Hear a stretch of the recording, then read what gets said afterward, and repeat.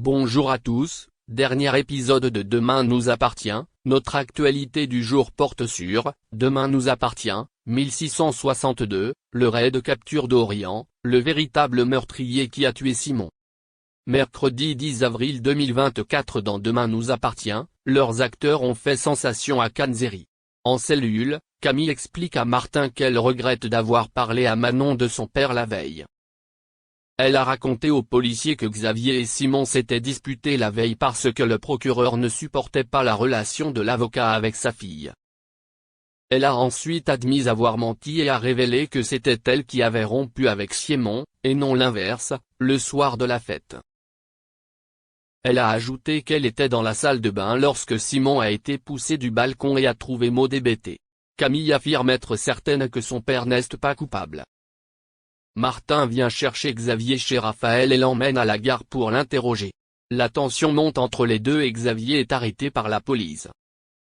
Maud et Camille sont libérés, et Raphaël accuse Martin, l'accusant d'avoir enquêté sur l'incident. Camille va voir Simon, toujours dans le coma à l'hôpital. Elle lui a dit qu'elle regrettait d'avoir rompu avec lui. Aaron arrive et ils discutent des médailles que lui et son frère ont reçues après leur baptême.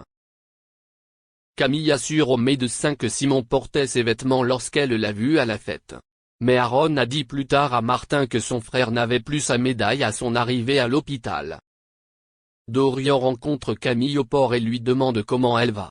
Elle s'effondre et il essaie de la réconforter. Alors, Dorian seul jeta à la mer la médaille de Simon. Merci d'avoir regardé et à la prochaine vidéo. N'oubliez pas de vous abonner à notre chaîne. En attendant, dites-nous ce que vous en pensez dans la section commentaires ci-dessous. Si est ça.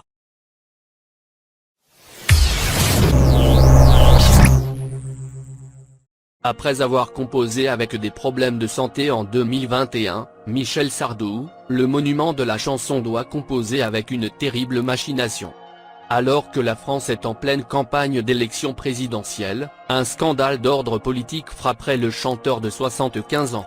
Dans son édition de cette semaine, le magazine France Dimanche donne des nouvelles du chanteur Michel Sardou.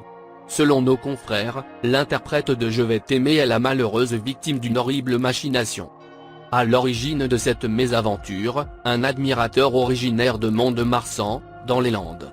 Dans les colonnes de Paris Match, on peut lire « Tout a commencé avec des autocollants à l'effigie de l'artiste, avec l'inscription I Love Sardou ». Ces derniers ont été retrouvés un peu partout dans la ville. Mais avec l'ouverture de la campagne présidentielle, la plaisanterie a créé le bad buzz en France. Le fan en question avait décidé de placer l'affiche de son idole sur ceux des prétendants à l'Élysée. À savoir, Nathalie Arnaud, Fabien Roussel, Marine Le Pen, Emmanuel Macron, Anne Hidalgo, Yannick Jadot, Éric Zemmour, Jean Lassalle, Valérie Pécresse, Nicolas Dupont-Aignan, Jean-Luc Mélenchon et Philippe Poutou.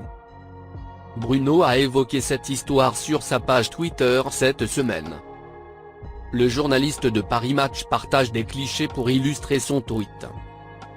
Selon nos confrères de France Dimanche, cette affaire a fait bondir Valérie Pécresse, qui s'est retrouvée en berne dans les sondages.